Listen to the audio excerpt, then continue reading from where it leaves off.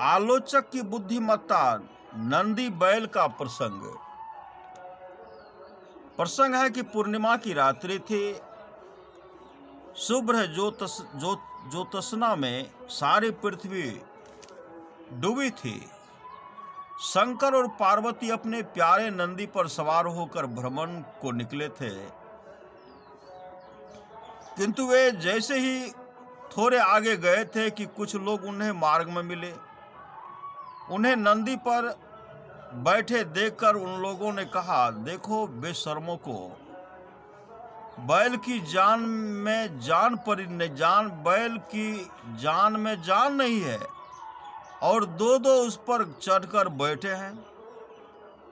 उनकी यह बात सुनी तो पार्वती नीचे उतर गई और पैदल चलने लगी, किंतु थोड़े ही दूर जाने पर फिर कुछ लोग मिले। वे बोले, अरे मजा तो देखो, सुकुमार अबला को पैदल चलाकर यह कौन बैल पर बैठा चला जा रहा है भाई।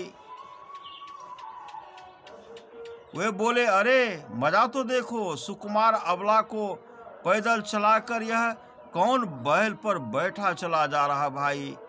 बेशर्मी की भी हद है, बेशर्मी की भी हद है। यह सुनकर शंकर जी नीचे उतर गया और पार्वती जी को नंदी पर बैठा दिया।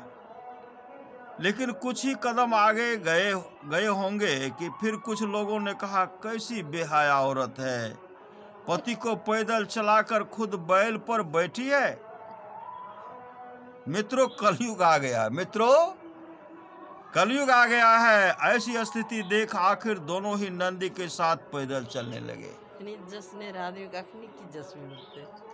किंतु थोड़ी दूर न जा पाए होंगे कि कुछ लोगों ने कहा, देखो मूर्खों को, इतना तगड़ा बैल साथ में है और ये पैदल चल रहे हैं। अब तो बड़ी कठिनाई हो गई। शंकर और पार्वती को कुछ भी करने को शेष न रहा। शंकर और पार्वती को कुछ भी करने को शेष न रहा। नंदी को एक वृक्ष के नीचे रोककर वे विचार करने लगे। अब तक नंदी चुप था, अब वह हंसा और बोला, एक रास्ता में बताओ, अब आप दोनों मुझे अपने सिरों पर उठा लीजिए। आप दोनों एक बात बताओ। अब नंदी चुप था, अब तक नंदी चुप था, अब वह हंसा और बोला, एक रास्ते में बताओ, अब आप दोनों मुझे अपने सिरों पर उठा लीजिए।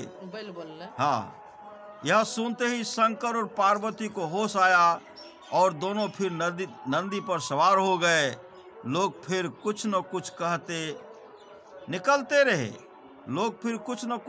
निकलते रहे। असल में लोग बिना कुछ कहे निकल भी कैसे सकते हैं। अब शंकर और पार्वती चांदनी की सैर का आनंद लूट रहे थे और भूल गए कि मार्ग पर कोई निकल रहा है। जीवन में यदि कहीं पहुंचना हो तो राह में मिलने वाले प्रत्येक व्यक्ति की बात पर ध्यान देना आत्मघात है। नहीं देना चाहिए। वस्तुतः जिस व्यक्ति की सलाह का कोई मूल्य है, वह कभी बिना मांगे सलाह देता ही नहीं है। श्री सद्गुरु महाराज की जय।